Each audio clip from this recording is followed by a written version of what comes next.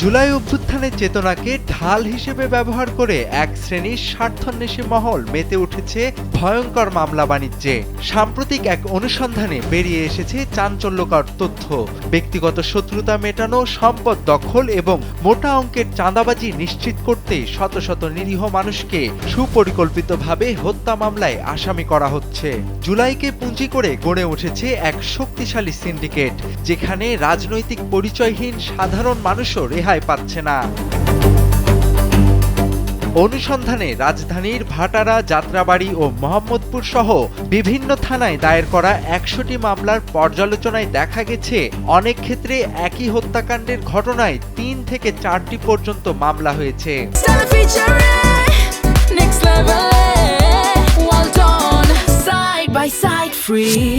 এসব মামলার নেপথ্যে কাজ করেছে একদল অসাধু আইনজীবী, কিছু পুলিশ সদস্য এবং স্থানীয় প্রভাবশালী চক্র।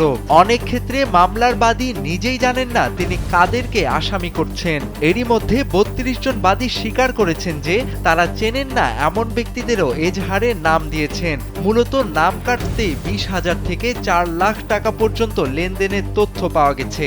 এমনকি জমির দলিলে থাকা জাতীয় পরিচয়পত্রের নম্বর সংগ্রহ করে সম্পূর্ণ অরাজনৈতিক ব্যক্তিদেরও আসামি করা হয়েছে কেবল জমি দখলের উদ্দেশ্যে।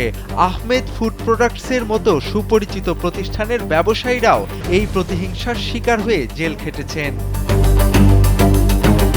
পুলিশ সদর দপ্তর থেকে যাচাই ছাড়া গ্রেপ্তার না করার নির্দেশনা দেয়া থাকলেও মাঠ পর্যায়ে এর কোনো প্রতিফলন দেখা যাচ্ছে না। জুলাই বিপ্লবের লক্ষ্য ছিল একটি বৈষম্যহীন ও ন্যায়ভিত্তিক সমাজ গঠন, কিন্তু এই ইচ্ছেমতো মামলা দেওয়ার সংস্কৃতি সেই অর্জনকে কলঙ্কিত করেছে। অতি দ্রুত এই মামলা বাণিজ্য বন্ধ করে নিরপরাধীদের মুক্তি দেয়া এখন সময়ের দাবি। তোফায়েল আহমেদ, কালবেলা।